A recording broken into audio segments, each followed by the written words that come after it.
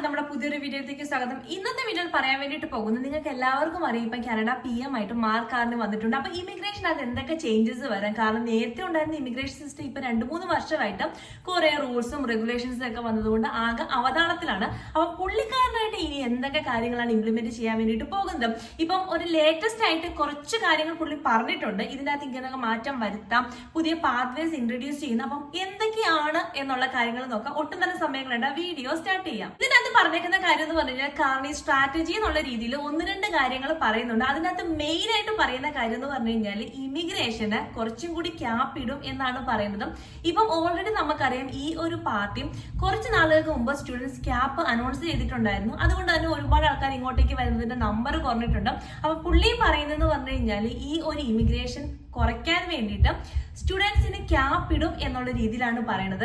പിന്നെ രണ്ടാമത്തെ കാര്യം എന്ന് പറഞ്ഞു കഴിഞ്ഞാൽ ഫോറിൻ വർക്കേഴ്സിന്റെ കാര്യമാണ്. നമുക്ക് എല്ലാവർക്കും അറിയാം ഒരുപാട് ആൾക്കാർ വർക്ക് വിസയിൽ ഇങ്ങോട്ടേക്ക് വരുന്നുണ്ട്. അവർക്ക് കുറെ പ്രശ്നങ്ങളുണ്ട്. അതായത് വേജസിന്റെ കാര്യമാണെങ്കിലും അവരെ ഇവിടെ സപ്പോർട്ട് ചെയ്യുന്ന ഡോക്യുമെന്റ്സിന്റെ കാര്യമാണെങ്കിലും അങ്ങനെയുള്ള ഒരുപാട് കാര്യങ്ങളുണ്ട്. അപ്പൊ പുള്ളി പറയുന്നതെന്ന് പറഞ്ഞു കഴിഞ്ഞാൽ അങ്ങനെയുള്ള ഫോറിൻ വർക്കേഴ്സിനെ അവർ ഇൻവൈറ്റ് ചെയ്യുന്നുണ്ട്. ബട്ട് ഇൻവിറ്റേഷൻ കിട്ടുന്നതിന് കുറച്ച് കണ്ടീഷൻസ് സാറ്റിസ്ഫൈ ചെയ്യണം എന്ന് പറയുന്നുണ്ട്. കാരണം ഇവിടുത്തെ എക്കണോമിക് സിസ്റ്റം ഇപ്പൊ നിലവില് അവർ അനലൈസ് ചെയ്തുകൊണ്ടിരിക്കുകയാണ്. അത് അനലൈസ് ചെയ്തിട്ട് ഇവിടുത്തെ എക്കണോമിക് ഗ്രോത്തും വേണം. അറ്റ് ദ സെയിം ടൈം ഇങ്ങോട്ടേക്ക് വരുന്ന ആൾക്കാരുടെ നമ്പറും ഒന്ന് ബാലൻസ് ചെയ്യണം. ഈ ഒരു ബാലൻസിങ് എന്തിന്റെ ബേസിസിലാണെന്ന് വെച്ച് കഴിഞ്ഞാൽ ഇവിടെയുള്ള ഹൗസിംഗ് ക്രൈസിസിന്റെ ബേസിൽ വരും. പിന്നെ അത് മാത്രമല്ല ഇവിടെയുള്ള ജോബ് കിട്ടുന്നതിന്റെ ആ ഒരു പ്രയോറിറ്റിയുടെ ബേസിൽ വരും. അതായത് ഒരുപാട് ആൾക്കാർ ഇങ്ങനെ വെറുതെ വന്നു കഴിഞ്ഞാൽ എല്ലാവർക്കും വേണ്ടത്ര ജോലി ഇല്ലെങ്കിൽ ഇവിടുത്തെ എക്കണോമിക് സിസ്റ്റം തകരും എന്നാണ് പുള്ളി പറയുന്നത്. അപ്പൊ അതുകൊണ്ടിട്ടും ഈ എക്കണോമിക് ഗ്രോത്തും ഈ ഹൗസിംഗ് ക്രൈസിസും ബാക്കിയുള്ള ഫീൽഡൊക്കെ അനലൈസ് ചെയ്തിട്ട് ഏതിനാണോ ഡിമാൻഡ് ഉള്ളത് ആ ഒരു ഫീൽഡിലേക്കായിരിക്കും ഇൻവിറ്റേഷൻ വരുന്നത്. ഈ ഒരു സെയിം സാധനം തന്നെയാണ് നേരത്തെ ഇംപ്ലിമെന്റ് ചെയ്തുകൊണ്ടിരുന്നത്. അപ്പം ഇത് കണ്ടിന്യൂ ചെയ്യുമെന്നാണ് പറയുന്നത്. ഇപ്പം അല്ലാതെ ഇമിഗ്രേഷന്റെ നമ്പർ കൂട്ടത്തക്ക രീതിയിൽ വേറെ അനൗൺസ്മെന്റ് ഒന്നും തന്നെ വന്നിട്ടില്ല. പിന്നെ വന്നിരിക്കുന്ന അടിപൊളി ഒരു കാര്യം എന്ന് പറഞ്ഞു കഴിഞ്ഞാൽ പുള്ളി പറഞ്ഞേക്കുന്നത് ഒരുപാട് ആൾക്കാർ ഡോക്യുമെന്റ്സ് ഇല്ലാണ്ട് കൺസ്ട്രക്ഷൻ ഫീൽഡിൽ വർക്ക് ചെയ്യുന്നുണ്ട്.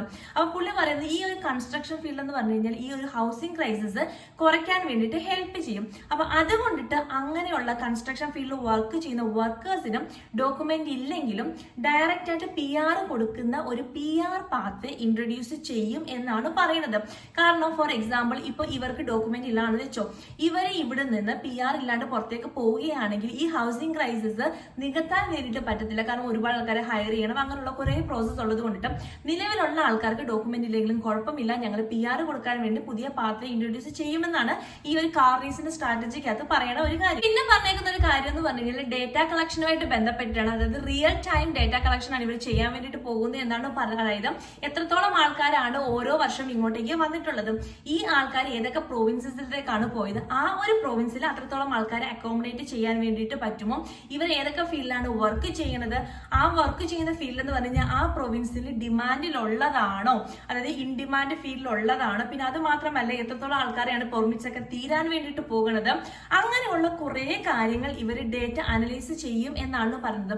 കാരണം ഇതിനകത്ത് ഈ കാർണീസ് പറയുന്ന കാര്യം എന്ന് പറഞ്ഞു കഴിഞ്ഞാൽ ഇങ്ങനെയുള്ള നമ്മൾ റിയൽ ടൈം ഡേറ്റ കളക്ട് ചെയ്ത് കഴിഞ്ഞാൽ നമുക്ക് അനലൈസ് ചെയ്ത് കഴിഞ്ഞാൽ ആ ഒരു ഫീൽഡൊക്കെ എന്ന് പറഞ്ഞു കഴിഞ്ഞാൽ ആ ഒരു പ്രൊവിൻസിൽ ഇൻ ഡിമാൻഡ് ആണെങ്കിലും അവർക്ക് PR സപ്പോർട്ട് ചെയ്യുന്ന പുതിയ പാത്വേസ് ഒക്കെ ഇൻട്രൊഡ്യൂസ് ചെയ്യാം എന്നാണ് പറയുന്നത്. ഇപ്പൊ നിങ്ങൾക്ക് ഓൾറെഡി അറിയാവുന്ന കാര്യം ഇപ്പൊ 2025 എന്റെയൊക്കെ ആകാൻ വേണ്ടിയിട്ട് പോകുമ്പോൾ ഒരുപാട് ആൾക്കാർ ഡോക്യുമെന്റ് വാലിഡിറ്റി തീർന്നിട്ട് ഹോം കൺട്രിയിലേക്ക് റിട്ടേൺ പോകണം. അത് ഓൾറെഡി അനൗൺസ് ചെയ്തൊരു കാര്യമാണ്. അപ്പം അങ്ങനെയുള്ളൊരു കണ്ടീഷൻ ഇനി ഇൻ ഫ്യൂച്ചറിൽ ഒഴിവാക്കാൻ വേണ്ടിയിട്ടാണ് ഈ ഒരു ഡേറ്റ കളക്ട് ചെയ്തിട്ട് അനലൈസ് ചെയ്തിട്ട് അവർക്ക് ആ പാത്വേസ് ഇൻട്രൊഡ്യൂസ് ചെയ്യാൻ വേണ്ടി പോകുന്നു എന്നാണ് പറയുന്നത്. അപ്പം മറ്റേതിനെ പോലെ തന്നെ കുറെ റൂൾസ് ആൻഡ് റെഗുലേഷൻസ് നമുക്ക് ഇവിടെ പ്രതീക്ഷിക്കാം. കാരണം ഇപ്പൊ ഇമിഗ്രേഷനെ ഇവർ അത്ര സപ്പോർട്ട് ചെയ്യണില്ല. But at the same time ഇവിടെയുള്ള എക്കണോമിക് സിസ്റ്റം ഗ്രോ ചെയ്യാൻ വേണ്ടിയിട്ട് പാത്വേസ് ഇൻട്രൊഡ്യൂസ് ചെയ്യും എന്നാണ് പറയുന്നത്. അപ്പൊ എന്തായാലും നമുക്ക് വഴിയെ കാണാം എന്തൊക്കെ മാറ്റങ്ങളാണ് സംഭവിക്കാൻ വേണ്ടിയിട്ട് പോകുന്നത് എന്നുള്ള ഒരു കാര്യം. അപ്പൊ ഇത്രയും കാര്യങ്ങൾ എനിക്ക് നിങ്ങളിലേക്ക് ഷെയർ ചെയ്യണം തോന്നി. നിങ്ങളുടെ അഭിപ്രായം എന്താണെങ്കിലും കമന്റ് ആയിട്ട് മെൻഷൻ ചെയ്യാം. ഈ കാർണീസിന്റെ ഈ ഒരു ഇമിഗ്രേഷൻ റൂൾസ് ആൻഡ് റെഗുലേഷൻസ് ഇനി സപ്പോർട്ട് ചെയ്യുമോ, ഇമിഗ്രേഷന് സപ്പോർട്ട് ചെയ്യുമോ, അതോ പഴയതുപോലെ ഒരുപാട് റൂൾസ് ഓരോരോ മാസങ്ങളിൽ വരാൻ വേണ്ടിയിട്ടാണോ ചാൻസസ് ഉള്ളത് എന്നുള്ളത് നിങ്ങളുടെ അഭിപ്രായം എന്താണെങ്കിലും താഴെ കമന്റ് ആയിട്ട് മെൻഷൻ ചെയ്യുക. നിങ്ങൾക്ക് എന്തെങ്കിലും കാര്യങ്ങൾ അറിയണം, പറയണം, കേൾക്കണം അങ്ങനെയുള്ള അത് മെൻഷൻ ചെയ്യുക. ഇനി നമുക്ക് പുതിയൊരു വീഡിയോയിൽ പുതിയൊരു ടോപ്പിക്കിൽ കാണാം. അതുവരെ ബൈ.